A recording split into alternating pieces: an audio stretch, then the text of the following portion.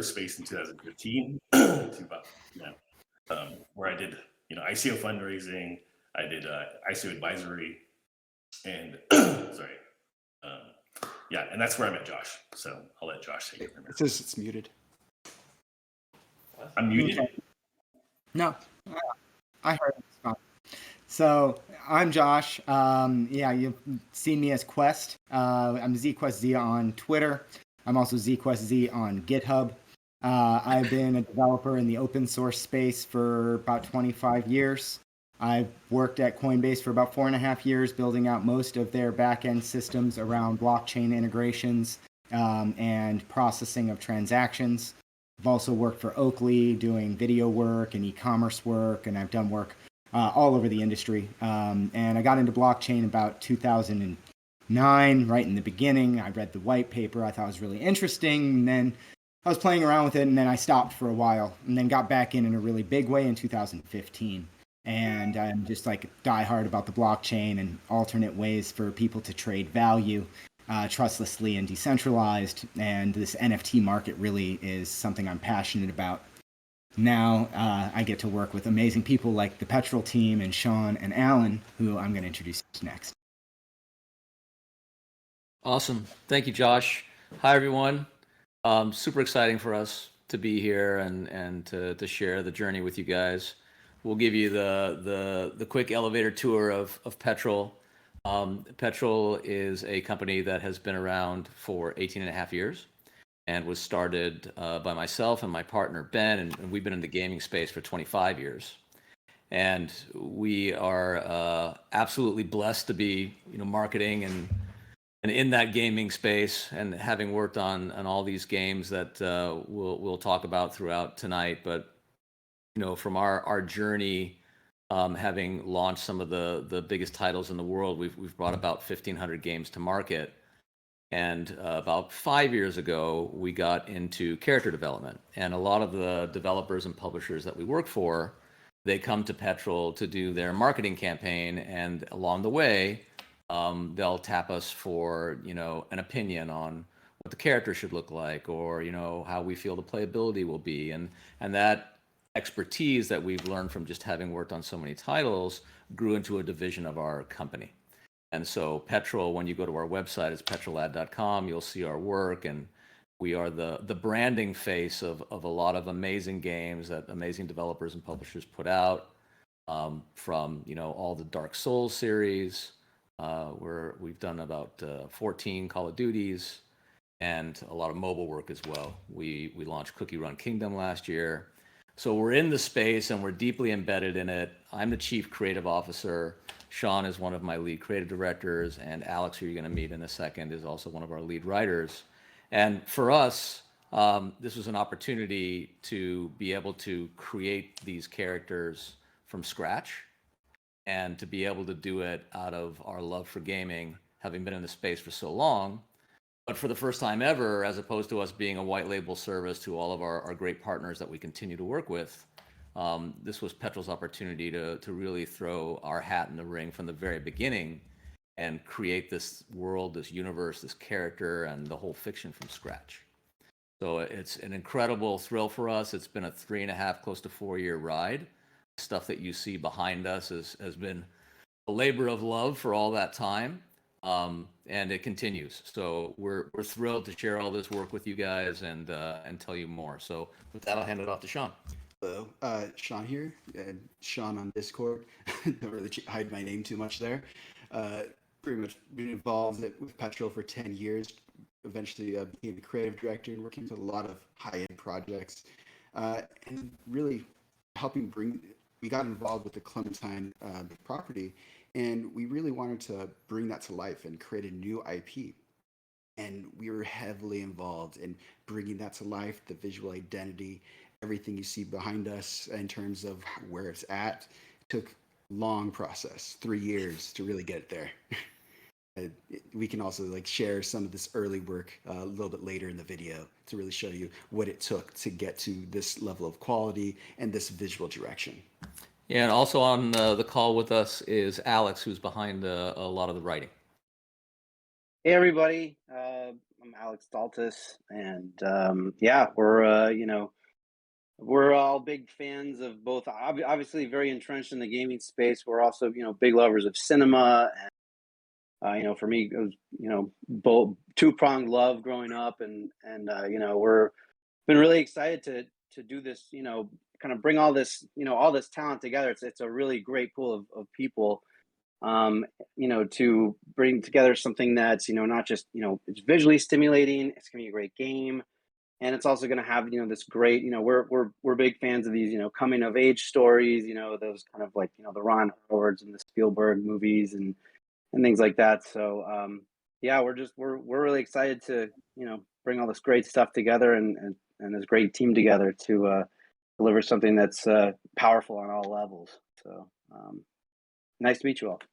Absolutely. And I also want to introduce our legal counsel, Jonathan Ip, who has a vast number of experience within the crypto, on the crypto side, and at the same time, here to keep us in line to make sure that we're and also a diehard gamer whenever I've got some time. So, hi, this is Jonathan here. Really great to speak with you all. I am a blockchain crypto lawyer. I've been doing this essentially full time for about, call it 5 years. I've got well over 15 years of actual traditional capital markets M&A type experience, and I love working in this space. I love working in an area where the technology is global by nature. The value transfer that can happen instantaneously across borders is amazing from a technology perspective, and allows you to create some really cool projects and games just like Clementine's Nightmare, but then also the challenges that come with having to sort of try to address legal considerations and concerns and regulatory issues as this evolves over time. And it's a lot of fun to work with teams to try to push the boundaries on what we can do with the technology and to build something really, really cool. And so I'm super excited to be working with the Clementine's team here. So Norman, I wanted to take a few minutes and talk about what's behind us, if that's okay. absolutely. Matt, please go ahead. So we wanted to showcase some of this work for everybody that's joined us. Number one, thank you for your interest. It's been incredible for us to see the response because it's such a labor of love for us, and to see the community responding has been incredibly rewarding. So thank you for that. The thing that we wanted to create comes from a lot of us being fathers and parents, and all of us being gamers and just loving the gaming space.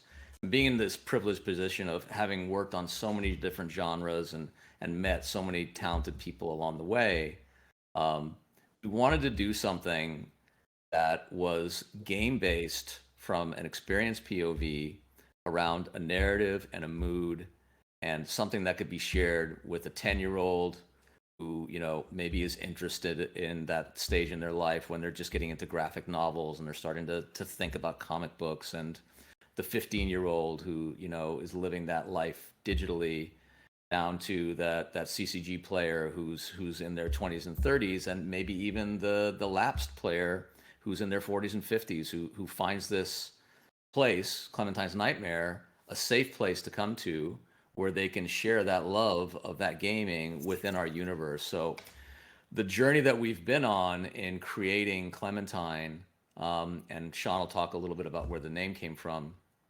has been something that we've been incredibly self-critical about, but all from the POV of, is this something that we would be proud to be able to share with our friends and family, and know that this was not us being told what to do or being hired to do something, that this is something we believed in and we wanted to put forth. So everything that you see that we've developed, that we've shared so far, of the characters that are on the website, we've got these characters behind us that represent a couple of things that people have responded really well to. Obviously Clementine and Mord. They are really the things that kids, when you're in that time in your life, have in your head, those fantasies, those nightmares. And as opposed to making it like a lot of other games out there, we didn't want to be iterative. And that's why it's taken us 3.5 years to come to this point. Over this time, we've said, are we like anything else? Are we looking like something else? And we don't want that. And so a lot of stuff has gotten killed. That space we want to be in is what Clementine sees in her day-to-day life, right? She's a 15-year-old girl who's an artist, and she has a sketchbook and she draws, and she has nightmares and dreams like all kids do and like all adults do. And they're manifested through the people in the world around her, like when she goes to school, when she sees the crossing guard, when she sees a butcher in the supermarket. They all get manifested through these nightmares, through Alex's and Sean's great writing, in ways that we feel are really, really compelling. And then our love for illustration, everything that you see on our website, we create in-house. So Petrol is comprised of illustrators and art directors and 3D artists, and we do all of this work internally. And that development time, the characters that we want to live with, we've come from the POV of, is this something that I want to keep and play with and know more about and have on my wall and collect and be passionate about? And so it's not just a flash in the pan kind of character that has to serve an ability. The characters that we're creating are really meant to touch an emotional touch point within Clementine's life and experience. So that's why you've seen the slow rollout of these characters, because each one of them has taken a very long time to develop. Would love for Sean to elaborate more on that. Yeah, bringing Clementine to life has been a very long labor of love. It started out in a very dark space when we were really brainstorming ideas of original ideas. How do we really, what do we want to see in the gaming space? We started from a very like eldritch horror kind of space and with Clementine, but at the time there was no name, and we were really battering around ideas. And late one night, I was trying to just come up with a name. My daughter behind me, Clementine, was being an absolute nightmare. I could get barely anything done, and I was like, Clementine's Nightmare, and it just stuck, and everyone liked it, and it just carried through from the very beginning of the IP itself. Clementine became a main character. Looks nothing like my daughter, and yeah, from where it's began, very horror based, we've really evolved it into this very fantasy, whimsy space where we feel like it addresses multiple audiences and it doesn't feel too scary for anyone to really enter. And it feels more like an adventure, a modern fantasy in real world elements. Yeah, whimsical macabre is something that we have written on most of our sketchbooks and on our wall. And you know, the people that we've been fans of that Alex mentioned in the beginning, all those great movies of the 80s and 90s and 2000s that we all grew up on and lived. And those moments on the website are meant to emulate that. You know, when Clementine's on her bike on the crest of the hill, there's little bits of narrative. You'll notice there's always warm lights on inside the windows, like there's a place to escape to, right? So it's not a dark, demented world, but it's a world that's being twisted by all of these different events. So a lot of care and a lot of evolution that we will continue to share with you guys as we go on. Absolutely. Thank you, Alan. Yeah. I think Josh is having some. Yeah, I dropped out for a second. I think I'm okay now, though. Can you hear me okay? Yeah. Yes. Great. So, yeah, I did miss a little bit. My Discord decided to freak out. I was just updating him on the journey of the creation of the look and feel and the characters, my friend. Oh, that's so fantastic. Yeah, no, it's taken a lot of time and care. So many revisions on those characters. Absolutely. Yeah. So, I mean, you know, polling the questions that we took from Discord, there was a lot. I mean, I had like 5 pages worth that was printed out for me to review. So we kind of, you know, what we've really done is we looked at all of them. You know, a lot of them were extremely valid questions. A lot of them could be answered with a simple yes or no. So I think what we're going to do here today is we're going to really highlight and dive into some of these questions that we can feel that we can add proper value to. And then later on, I can go into Discord and actually answer other underlying questions that have a shorter response time to them. So, Sean, you want to get started with a question? Sure. I don't actually have those open right now. That's okay. So let's talk about the game itself, right? You know, so I think the biggest question is, you know, what inspired us to create this game? You know, so there's a big inspiration point that keeps being asked, and I think, you know, to hear it from our version is going to provide that answer for you. So Okay. I'm going to totally jump on this one because this is just so something I've been so excited about. I've been a gamer since I was a little kid. I literally got my first Atari when I was 2 years old. I've been playing video games my whole life. And I played Magic since I was like 14 as like a trading card game. And I've played Dota and League of Legends and all of the role-playing games. I played MMOs. I played Final Fantasy. I flipped like most of the RPGs and strategy games out there. And I always wanted to create something new, a game that hadn't actually been fully done before.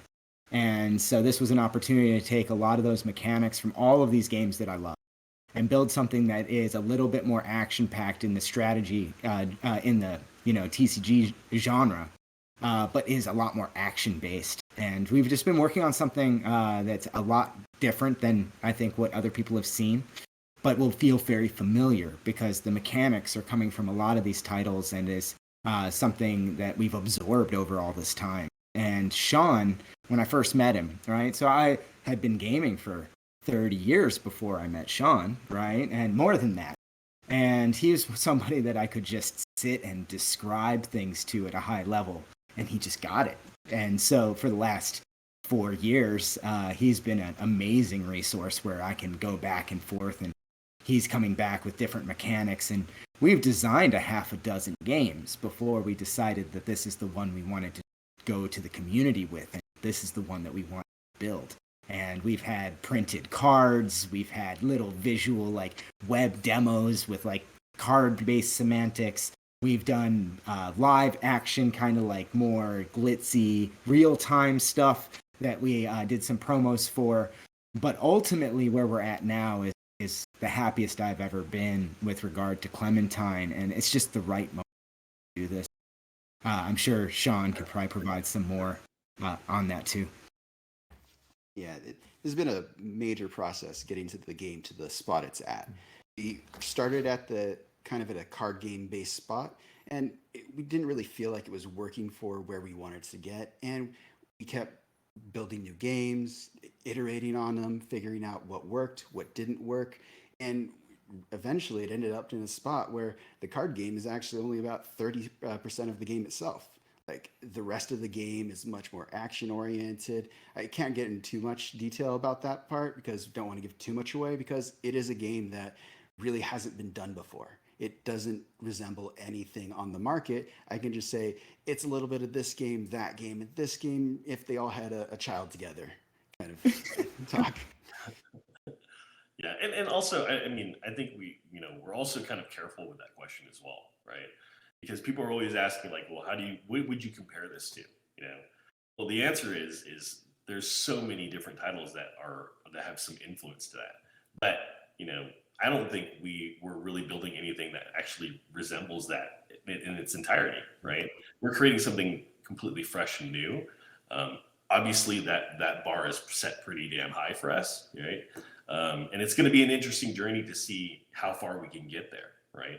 Obviously, our goal is to surpass that line at all times, and try to deliver something even better than what we imagined. But I think the journey itself is going to really spell it out on what actually happens. But hopefully, when that happens, people can say that game is so unique that it has no other resemblance of anything. It's its own category type of thing. So hopefully, exactly. And not only that, but we're going multiplayer. That's something we have decided that, like, yes, we are going multiplayer. We want the community to be playing with and against each other. So there is cooperative multiplayer versus multiplayer.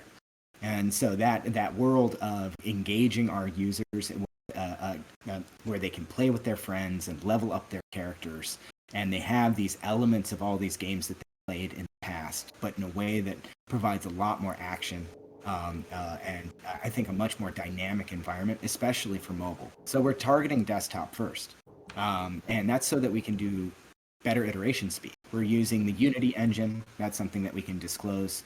Unity is the obvious choice for a game like what we're doing right now, especially since we intend to target mobile. And so there's a lot of decisions that we've made that we think are going to pay off. Some of the exact mechanisms. Yeah, there's cards and there's actions and there are characters and there's multiplayer. But how those all weave together, I can just tell you that there's going to be more action in this than any other strategy game you've. And it will border on an action game, card game. And until you see it, you won't really understand. But hopefully when we open up the alpha and we get this thing going, the gamers are going to be really surprised and excited. And that's one of the things, is that these early NFTs unlock alpha. They unlock working with us on designing a brand new game, not a game that feels like this other game. So. Yeah. Go to the next question, Norm. Yeah. So let me pull it up. Actually, right? There's so many questions revolving game mechanics, right? And I think the best way to really answer a lot of them in its entirety is to kind of create a summary, right? And I think for us to really tackle that, we've kind of covered a lot of it already, and then there's some stuff that we have to keep behind scenes for now, right? But hopefully we can summarize that up a little better. Let me look at one of the other questions real quick while we get there. One thing we'll add to that, Norman, while you're bringing up the questions, is when we're doing this narrative-driven experience, that's a big part of what we want this experience to be for the gamer. So it's not meant to be something that you are going to jump in and out of in 20 seconds. This is not something we want people on the mobile version to be having 15-second gaming sessions on. And there's an appetite for that right now in the industry, but we want to make something that's much more sustainable than that. And all the great developers that we've been fortunate enough to work with over the years, the ones that have done so well are the ones that put the vision of the game and the artwork and the way that the gamer is going to experience it first. Those are also usually the developers that, end up pushing their deadlines out a little bit because they're perfectionists. So because we've already put in that 3.5 years before we went public, we wanted to make sure that we've gotten a lot of those missteps out of the way. And when you experience this, we want you to feel like you're going inside the world of Clementine and the world around her, the things she sees and how they get twisted through her dreams and nightmares. So it is not, as Sean said, as simple as replicating CCG mechanics. That we felt like that was probably a little too shallow for what we wanted to do. Yeah, absolutely. Thank you, Alan. So I'm reading through the questions. So I'm going to try to ask you a question that's going to summarize a lot of these in bullet point, right? So is it free to play, right? Yes. So I'm going to name them off first, and then we can kind of go through it, right? So, is it free to play? What did the factions entail? How do we balance that out? Where the strength and weaknesses of one faction versus another, right? How do they interact with one another? What faction is the best, right? There's what's the game PvP focus, and what's the sustainability long term, So I think those are really good questions that we can kind of really scope on in its entirety starting now. I can kind of talk about the factions. So the factions will play a big part in the game itself. There will be different heroes from each faction, and each faction kind of specializes in different areas. It makes them a little bit better at certain things, such as the rebels being better with weapons and hand-to-hand combat, whereas we have the beasts, which are much more ferocious. They can berserk. They have different mechanics really associated with them. So each faction has slightly different mechanics that really add to the gameplay. Not to a point where they make them crazy better than anyone else, but just in a way where it feels different when you're playing a rebel versus a beast or a nightmare. You actually feel like this is a nightmare character because they specialize in this very specific part of the game. And we wanted to really carry that, like, the story into that gameplay as well. Yeah, the way that we're going to bring them to life too, to Sean's point, we want the lighting to be reflected, the way the environment moves around them to be reflected. Each one of them brings on a different tone, a different feeling, a different emotion. So those factions, we want to be personality based as well, not just from a mechanic POV, but also the way that you fall in love with video game characters, the way that a lot of you have been with Clementine, right? You're filling in a lot of the blanks that we haven't put out there yet, and a lot of you are pretty close. So if we can continue to put the artwork through the factions in the way that we are, and get that great feedback from you guys, I think you'll start to see that come to life. Mm-hmm. And in terms of which faction's best, it kind of depends on which member you really ask. Each member kind of prefers a different faction. I lean more into the nightmares. Josh is a little bit more into the rebels. I like the dreams. I'm right. So I feel the reason why we created the factions in the Discord channel, as well as for our audience to adapt to them, is to really understand what these are and how they appeal to you, right? And we all grew up on comic books. We all grew up Marvel, DC. So we became fans of the character through its story, through understanding the story. So we really wanted to kind of have that feel here, where you not only understood the characters, but you understood what the factions mean to you, right? So, and you guys have done amazing. You guys created battle cries. You guys doing all this amazing stuff. But for me, I feel like I relate to the Misfits. I mean, I'd like to hang if it was who I was going to hang out with. Definitely the rebels. I feel like they're the people I would want around me. From a narrative standpoint, I mean, I feel like the protagonists are kind of only as good as the villains, right? So it's like who's Luke Skywalker without Vader? I think coming up with these nightmares that like they scare us, but it's like, and then we get a chance to see it through the hero's eyes. How do you overcome that, and what are those power struggles? So I guess that's my answer. Yeah, I I think- mean, honestly, people say that I am a Rebel fan, but I like all of the different factions, right? The thing that interests me is the interplay between the factions. Why do the factions exist? What are the power dynamics between those factions?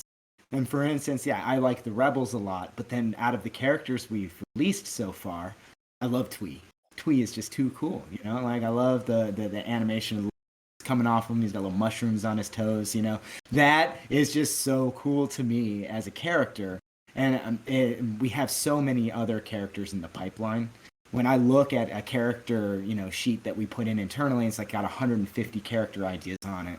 We've got sketches. We've got people trying to figure out which ones we want to release first. Like the ones you guys just saw, right? That's just, oh yeah, we think these 5 are first. Oh yeah, we think these couple are going to be next. But we have this huge bank of characters that we've been working on, and it's really hard to pick a faction at this point. Yeah, I mean, they all have a purpose, it's like they're all part of a yin yang, multi-point, wheel. So everything has a purpose. There's, it's sort of a whole system. So there's a logic to it, right? Like there's a reason and for how they came about. And I mean, I have to admit, I do sort of gravitate toward the Rebels because I love the sort of that hero myth and the sort of the journey from almost like like growing up in some ways, right? And having to face your fears and having to grow and to turn into to actually be the hero of the story. But to your point, you have to have the right antagonist. You need that balance because otherwise it's a one-sided story that no one's interested in, and that's really cool. The right antagonist, you don't know if he's the protagonist or the antagonist. That's fair. And when you look at Darth Vader is a beautiful example of this, right? Yeah. Who destroys the Emperor? Darth Vader does. Who restores balance to the Force? Darth Vader does. Who loses every battle he has? Luke Skywalker. Okay, Yeah. so who's the actual protagonist in that story, right? Yeah. So there's these interplays of characters like Mord and the way he twists minds. Like, how do you unravel that? Like, with his mystery is the way that he delves into your life and he tricks you subtly, pretending to be your friend. And so, like, these characters are more subtle. They take more nuance, and that takes more development. That takes us doing more video work and really developing these storylines. And we're so excited. Yeah, and that's a perfect segue, Josh. And the reason Mord moves the way that he does is what the things he does with your mind and the dance he's doing up there behind us. I mean, that's his magic and that's his art form. So that's what we love about the way that we've been able to do this and have that roadmap of 3.5 years of development is we've been able to work a lot of that out and go through a lot of versions. Now, one thing I will say for the Nightmare faction, right? Because we haven't really talked about them too much, is there are some really epic. Some of the nightmares that we've put out so far, like I like the nightmares, but we have some like genuine ones where I look at it, it's like, wow, that was. So you will not be disappointed in nightmarish stuff that will hit. But our goal is to be able to counterbalance and make it fits this, whimsical macabre universe that. Absolutely. I just found a question that I'm going to really highlight on. Normally, I just kind of summarize it, but I want to read it word by word because it's actually pretty hilarious. Right? It says, we all know gaming and NFTs are the future, but it seems that every man and his dog is releasing a game on the blockchain. What will make Clementine stand out in the crowd and stay relevant beyond the launch hype? I love that question. Because I agree with them 100%. In fact, I think that most of the games that are building exclusively on the blockchain will fail. And that's going to be, that's honestly the truth. The blockchain's not ready for full-fledged game mechanics on the blockchain yet, without a high cost and slow performance, and just not a very good experience. The key things that the blockchain gives us is an economic aspect of the ownership of the characters, the tradability of the characters, open markets, open economies of the characters and the universe's items, and enabling the trade and facilitation of trading your character that you've spent 6 months leveling, and like you don't play the game anymore, and it's like, yeah, I'm gonna buy NFT, and being able to do that on the chain of your choice, being able to work with the user to make a compelling game first. Like, I'm not building a blockchain. I'm building a game with a bunch of talented people so that we can build an epic game. And those games' assets will be tradable and upgradable and all of that on the blockchain for those that want to go and do that. So if a 12-year-old picks up his phone and downloads the app, there's no blockchain he's thinking about. I'm not trying to sell him on ETH because he's downloading his game. I'm killing him a killer game. And then he's going to level his guy, and then he's going to notice another character that he didn't see before. And he's going to be like, wait, where did he come from? And then he's going to notice there's like a way for him to export his character out of the game. It's like, wait, what's this export thing? And then now they have a reason to look at blockchain. It's not because it's a buzzword. It's not because of some hype or I told them they were going to make a bunch of money. They went because that's where the characters are. That's where they can go buy the coolest new tune. They don't care about blockchain this or that, but it facilitates a better user experience. It empowers the user and their items. So the game and the equipment and trading and ecosystem, they're two different halves to a very important whole, right? So free to play, you got to be able to download it, do it, all of that. And then for the pro users and the blockchain users, you have all the features that you want to. And you can monetize and you can play to earn. And you can do these other advanced things. And the gamers are going to discover those. And they're going to be like, wait, you're getting paid to play this game? How are you making money? What? And that's how we grow blockchain. Through use case, through real UX, through thought process of how the game's actually going to work and how that the user is going to interact with that game, not how in some utopia we think it should work. It needs to work for the people that are playing right now. Absolutely, and that audience is pretty large. You have to look at mobile consoles are the largest console in the universe, right? I think the number is like what 360 million people in the world, or billion, right? I know 3.6 billion people in the world own a smartphone, and out of 3.6, 1.7 billion people play video games on their smartphone, right? Yeah. Making it the largest gaming console in the world, right? So we can't forget that how that works in the dynamics of how that works as well, and obviously it's something that we've thought about day and night on how to integrate the two, right? Our goal when we when we first realized what the power of NFTs could do was in 2018, and it was displayed through a project called CryptoKitties. When CryptoKitties came out, I called Josh. I said, "Hey, look at this shit." Excuse my language. I said, "Look at this." He's right. This is crazy, right? I was like, "This is absolutely crazy what's going on right now." And this is the power of what NFTs do. Well, being gamers, we're used to spending money in game assets, buying skins or whatnot, So the idea of being able to trade those, it's always been in the back of our heads, but we've been never able to, to do that, in its own right. Where if you wanted to trade a game, you had to trade the entire account. You couldn't trade individual assets. So, that was the immediate bell that rang. We said, well, hold on a second. NFTs should be for gaming, and that's going to be the disruptor, right? So that was how we started this whole adventure, and this is how we all teamed up. Is when that vision was shared, we were like, oh, that's the ticket. But how do we get there, right? And how do we get to the end goal, right? And I want to talk about the end goal too, because a lot of people discount that, and we talk about long term, right? I tell you right now, this journey is going to be long. It's a long journey. There's if you take Blizzard's point of view, right? There's never a roadmap. The roadmap is we'll finish when the game's ready, and the reason why that is because there's a high quality bar that needs to be met at all times, right? That's what we're trying to do, but we're trying to think beyond that as well. I think our end goal is to get to mobile, right? Is to reach that 1.7 billion audience, right? And really expand what we're doing here to that world, right? Where it's Let me jump in really quick on the mobile desktop thing, right? Yes, we're going to mobile. But one thing that I think is important to call out is that the engine and the game scales based off of screen size in our perspective. So a little hint at how this kind of scales is that we envision that the mechanics of game are going to be very, very, very similar for desktop and mobile, where these games are the same game. But there may be different numbers of participants. There may be different tweaks that are happening because of the available screen real estate that we would want to have a compelling gaming experience.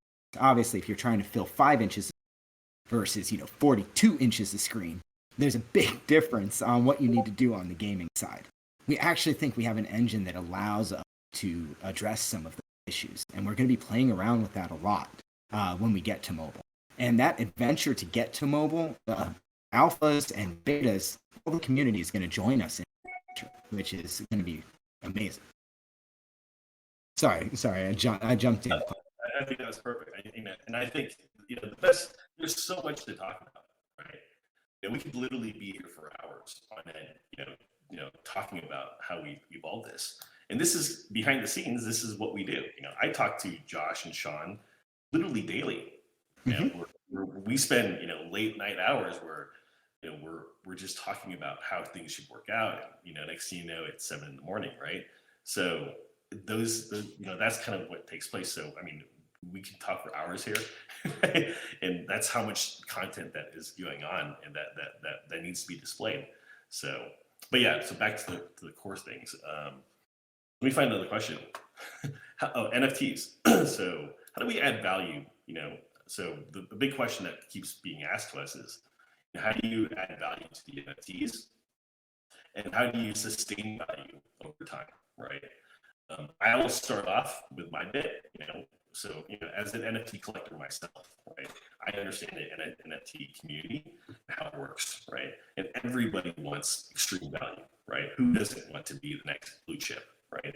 But at the end of the day, we are also focused on utility because, that's where we're derived from, right? So I think on the utility side, there's going to be a lot of benefit add.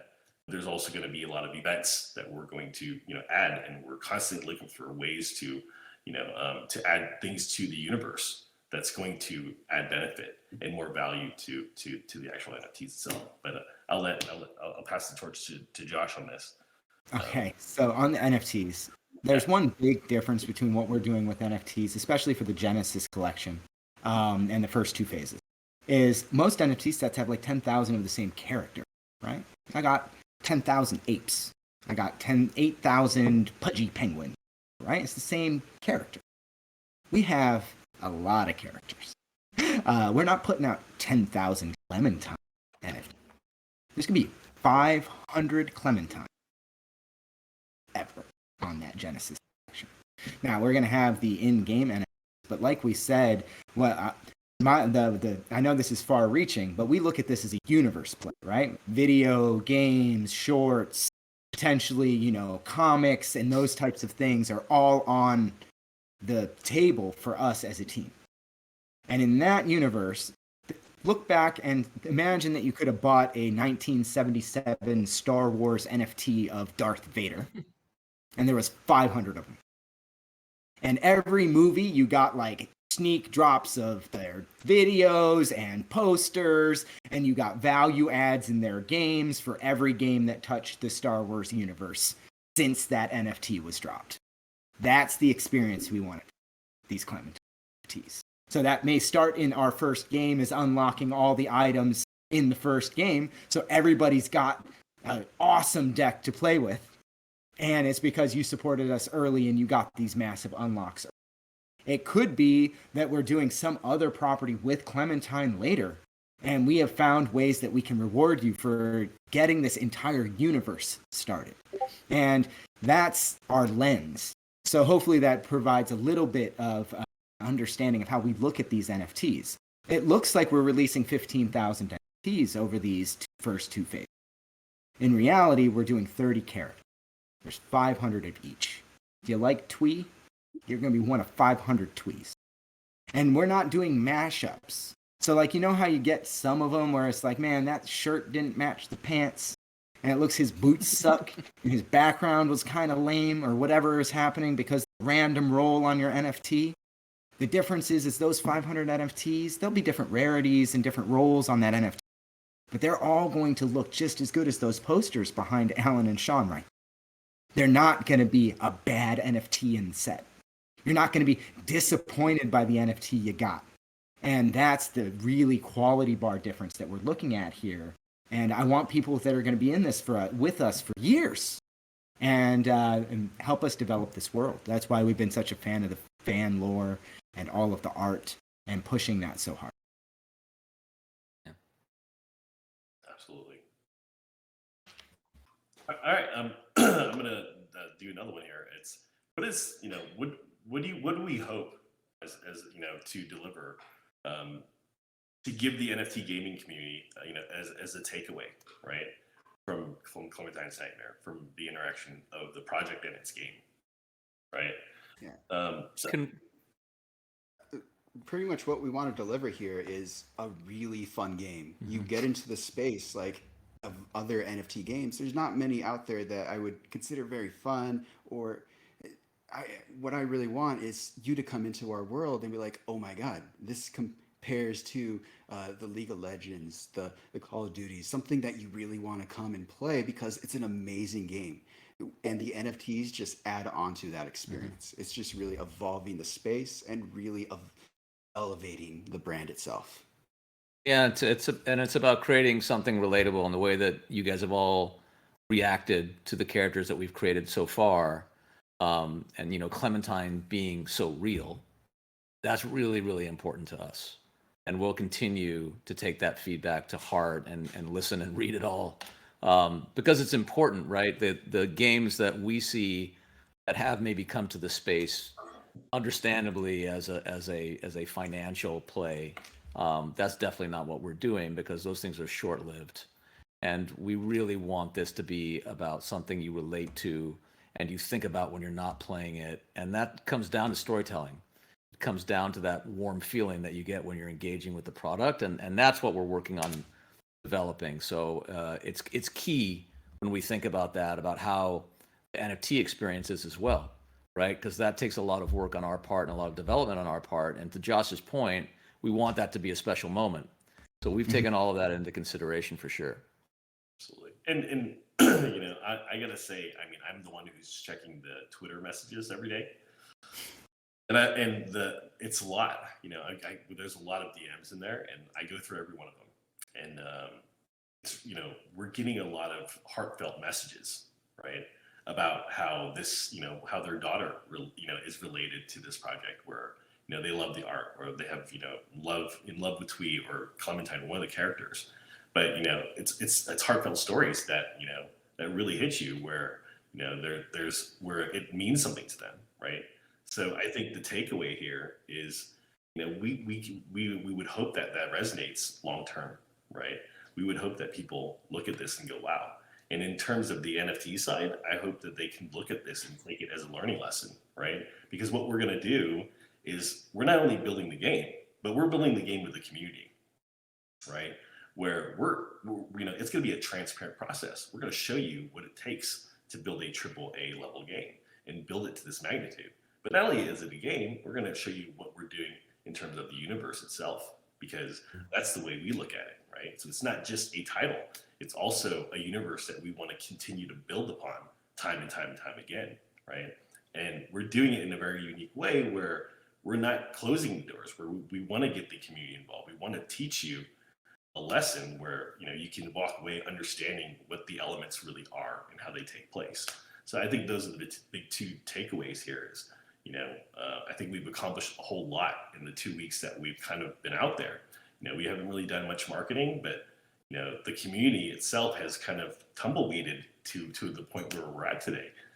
So for me, I feel like I already won, right? And we talk about this all the time. So it's like, it's the response that we've received has been amazing. And yeah, I mean, how does it make you guys feel? I couldn't be more excited, to be perfectly honest. When Norm came back to me and he was like, we're going to try to get this project out there in a real way now. And he came back, we hadn't talked in a few months, honestly. And he was like, no, we're getting the team back together. We're going to do this. We've worked way too hard. And since then, we had 10,000 people in a Discord before we had a website. I've never seen that. I've never seen people doing their talent show and hearing voices of people all over the world without spending a single marketing dollar, without putting up a website yet, just putting up the stuff that we've been working on with our hearts for the last 3-4 years now. And that's amazing to me. And the reception was all organic, right? And seeing that put a huge fire under all of us, right? We're talking every day, all day about like, what do we do tomorrow? Like, what's this next step? And everything is so excited now. A lot of that is due to this amazing art direction, and that has come from the Petrol side. Alan and Sean in particular, on the character design side, never ceases to impress me.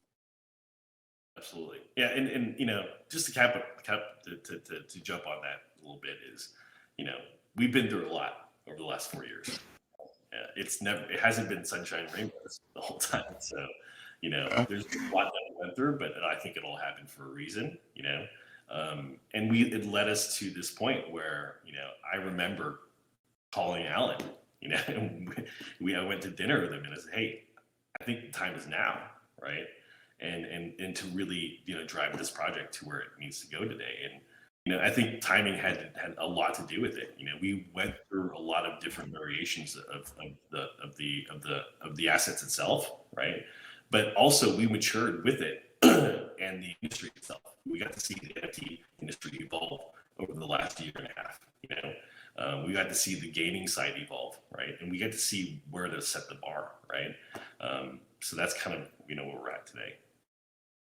I want to add something. I can't take credit for all the character design. Like, I may come up with an idea for a character, what they should do, what they should look like, how to bring them to life.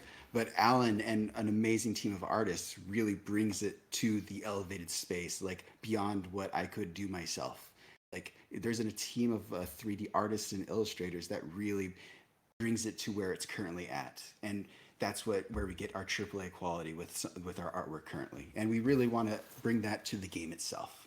Yeah, the stuff that you guys have seen has been touched by, you know, anywhere from 30 to 40 of us over the past few years, and don't underestimate, especially I think what Norm and Josh were saying there, the power that you guys have.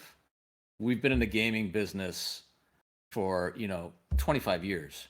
And the power of the voice of the gamer, your opinion, you guys being here tonight, man, you have so much influence on the way this industry is going to evolve. Those questions about, you know, everybody and their brother coming to this space and what makes a good game and why are you doing this? Your voices now are so much more easily heard. And, you know, 10 years ago, that wasn't the case. You didn't have as much power. And so that community journey for us is going to be huge. We want to keep that engagement high with you guys and keep doing these things and keep listening to your ideas. And we're tonally striking that chord. One of you guys as fans made a video a couple of days ago with a Danny Elfman soundtrack, which is, you know, half the movies that we love. And Danny Elfman is a big inspiration for all of us in terms of the way that, you know, he's able to convey, you know, mood through his soundtrack. So just want to make sure that we emphasize that, Josh, in talking about the mechanics too, right? And how their voices matter to us. Oh, it's incredible. Like when we see amazing work, I want to work with more amazing people, right? And what better people to pick from than people that are passionate about what we're already doing, right? So if there are people that have tremendous talent with art or music or sound effects or story and lore, and they're showing that to the community, and we're looking for those people to think, like, that's a real thing. Like, we're looking at that, and we're really early, and we're creating our team, but over the next several years, we're going to be growing our operations and more stuff. And that's our vision. And we want to do that with all of you. And if there's talented people that want to work with us, like, that's a future we want to see happen. Now, how exactly that happens, who knows? You know, like the minutia of the details, I don't know. But I do know that at a high level, that community is what's going to shape the metaverse. And that's what the metaverse concept is bringing, is this idea that the users are going to create the universe, and there's going to be that design and that feel, and it's going to be pervasive, and it's going to guide the users in a way that they're like participating within this world, but it'll still be driven by them, but it'll still be unique because it'll be seeded with all this amazing art, all these amazing archetypes of characters that allow the characters, like the players, continue to ring it. And you know, it's right there. You hit it on the spot. This is a passion project for us. You know, this has been a 4-year passion project for us, right? So it means a lot to us to see it to where it is right now. You know, that's the big plus, is we're not just doing this just to put a title out there. You know, we're doing this because we believe in it. You know, we chose the art direction because we wanted to be creative, right? We wanted to have an unlimited scale of creativity, right? So we chose this style to so that we can expand on that, and that's how we develop these different factions, is because of that huge space that we're able to create with, and you know, and that's what's going to make us unique, is, you know, the passion side, right? Is I think people see that we're passionate about what we're doing, and that's why we haven't, you know, we've gotten so much attention from very little marketing, is because people can actually see that through the art, but also through, you know, small talks with us on the side, right? Mm-hmm. And you know, obviously we were kind of anonymous up until today, right? But that was, you know, we were so focused on the game itself that we wanted it to be about the game. You know, from day one, we wanted people to know about the game and not about the team behind it, right? Mm-hmm. Yes, the team behind it means a lot, and you know, in order to make, you know, the car drive, you got to find the right driver, right? Yes, we understand that, but we really want to showcase what we built. You know, this is heart and soul put into it, you know, and we wanted to see what the community's reaction with it is at that bare minimum, and I think we've accomplished that. You know, anybody want to add anything to that? I think you said very well said. Yeah. Last question, and then we can end this, is what is our why? I love this question because it's so simple, but it means a lot to me, because everything that I've ever done in life, there's always been a why, right? Oh. You know, so you know, let's start there, right? What is our why? Why? I've been wanting to do a game forever. I've been wanting to bring more people into the blockchain space for the last decade, and I see a perfect way to do both. Be able to work on this amazing creative story that really matches my kind of like horror-filled heart, and also be able to, you know, work with a bunch of talented people to change the world and allow for this new generation of being able, more importantly, introduce people to blockchain technologies that are allowing for a lot better ownability of your item and the economies that come with that. So I'm a big fan of like financial sovereignty, peer cash, and like digital money, and as well as NFT. I'm interested in a lot of different pieces of blockchain, whether that is the identity system, money, gaming. But the one thing that needs to happen in order for anyone to experience that full breadth of blockchain advantage is they need to know it exists. They need to have used it. And so if they can come in with a game and they can start trading their NFTs, they may not know that there's a blockchain, but it's gotten them through that door. And it's gotten more people into our economy, and it's enabling actual benefit for the users. It's not just a buzzword. That's what I want to build. And after onboarding so many millions of people in my time at Coinbase, it's time for me to onboard the next 25 or 50 million at different. So I was able to on-ramp a lot of people at Coinbase and build a lot of systems, and I'm really, really happy with all the things I got to build there. But I'm not as excited about that space as I am about getting that next 100 million people through the door through gaming. And a good storyline, a new game mechanic, the right integrations with the blockchain that are not friction but benefit is how we get those gamers there. And then from there, they're going to learn. And that's how we build this ecosystem a lot bigger than today. I want to see 15 to 20% people using the blockchain instead of 2%. And it's totally possible. if I can sort of jump on top of that, Josh, I love those points, and the why for me is that I think the way you get people interested in and involved in blockchain is through this kind of medium, right? Gaming, narrative, something artistic that can resonate with people, and more importantly, I think is that this is being built not as a blockchain enabling so blockchain first, it's game first, it's narrative first, it's entertainment first, and that I think is what's going to make that sort of adoption so much easier, because it's not going to look that much different than what you see today, except you get all those amazing benefits from blockchain, right? You get that sovereignty, the ownership, the transferability, the ability to continue to build on top of existing assets. They're not in a closed environment, right? And I think the things that you could do, we don't even know what we can do with blockchains and NFTs 5 or 10 years from now. We're just scratching the surface, and that's I think the why for me, which is it's exciting to be working with you guys to be building something that we're not exactly sure what the end state is going to be, but it's going to be a lot of fun, and the community is going to be part of that every step of the way.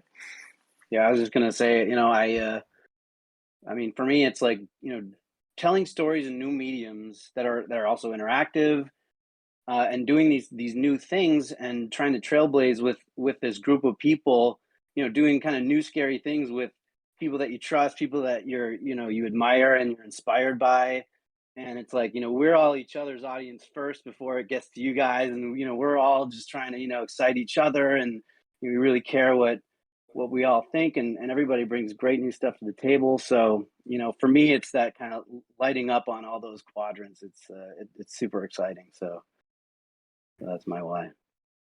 For me, I've been a gamer my entire life. I have hundreds of hours, years playing games. I think my World of Warcraft account says I've played for 3 years straight at some point. Being a gamer my entire life, really being able to bring a lot of my ideas to life, bring the characters I think of to life.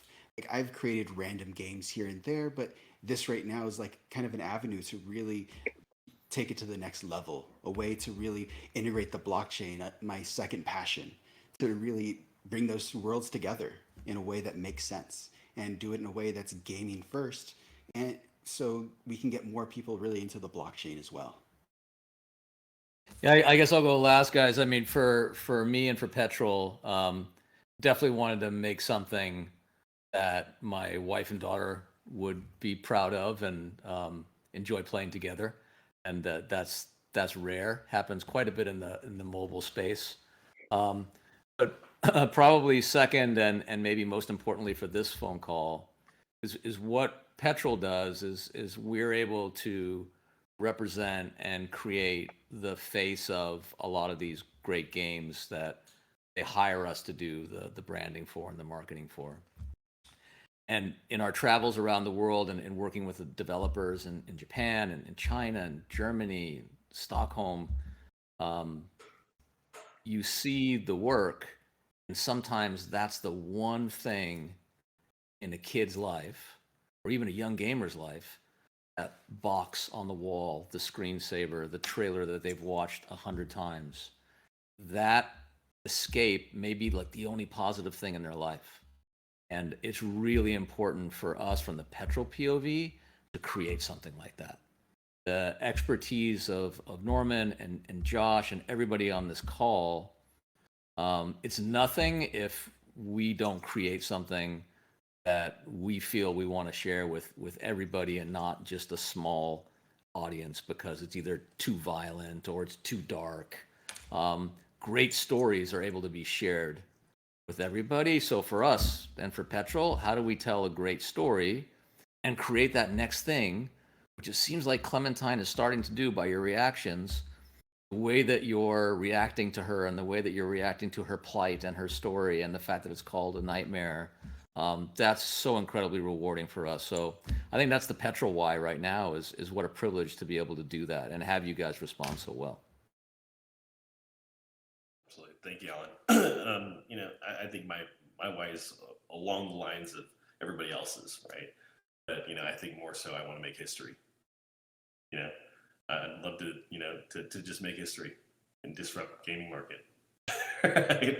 But other than that, I think it's an ultimate goal for me that to actually see something, that other people are playing, right, or they're talking about, and knowing that I had part of a creation in that, and potentially my kids one day, talking about, playing the game, or they're talking about it, or their friends talking about it, and maybe I can hear a whisper that says, "Yeah, my dad created that."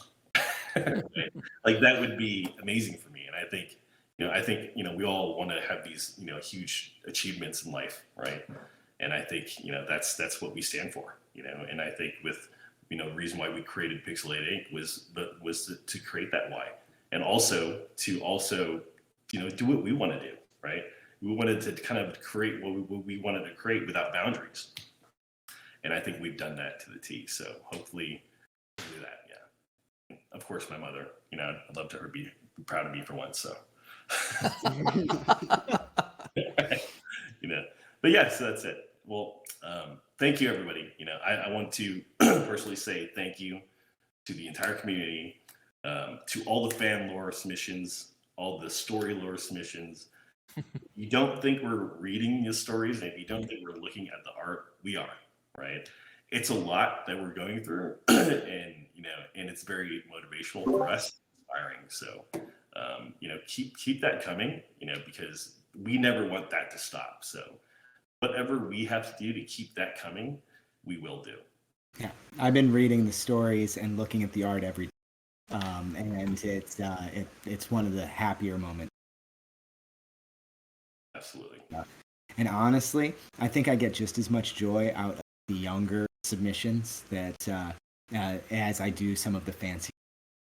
And yeah, sometimes I look at something and wow, that's amazing, incredible, and there's something special there for sure. But there's also something very special about 10 or 12-year-old kid drawing, passionate about it, and it's just some crayons. I had a kid come over and he saw Clementine. I showed him some of the characters, and I handed him some paper, and he sat there and he drew for like 2 hours through these like tentacle beasts, and he drew a hawk monster, and I was like, there's all these things, and it motivated him like right there. And seeing that reaction, that's what I'm looking for, that connection to the characters. Absolutely. All right. Well, I think that's it. Again, thank you, and let's embark on this journey together. It's going to be a fun ride. So. Absolutely. Hey Norman, and just before we wrap up here, do you want to reward some of the viewers for a Discord link, perhaps? Yeah, 100%. I mean, okay, yeah, we'll definitely do that. All right, I can drop it. I can drop it in the chat right now for our viewers on Twitch. Yeah, That sounds great. All right, guys, get ready. It's in. Go, guys. Oh, how many viewers do you have? I don't even. I'm not even. I didn't even look at the Twitch. I'm just chatting with the team at this point. So, yeah. We'll have to check back. All right. There are going to be a lot of surprise people on Twitter. And I wanted to say a big thank you to our community team, and Kev and his entire team. They've done an amazing job on Yeah, everything. So. I couldn't say like I've run chat servers for like 25, 30 years. And what they've been able to do in the Clementine Discord, amazing props to the moderators. I really love the engagement level. Any feedback that the users have, they're always open. Absolutely. Yeah, so big thank you to you guys too. So other than that, everybody good night, right, or good morning, and we'll talk to you soon. thank you. Thank you. Thanks. Great. Thanks, everyone. Thank you. Thank you. Bye.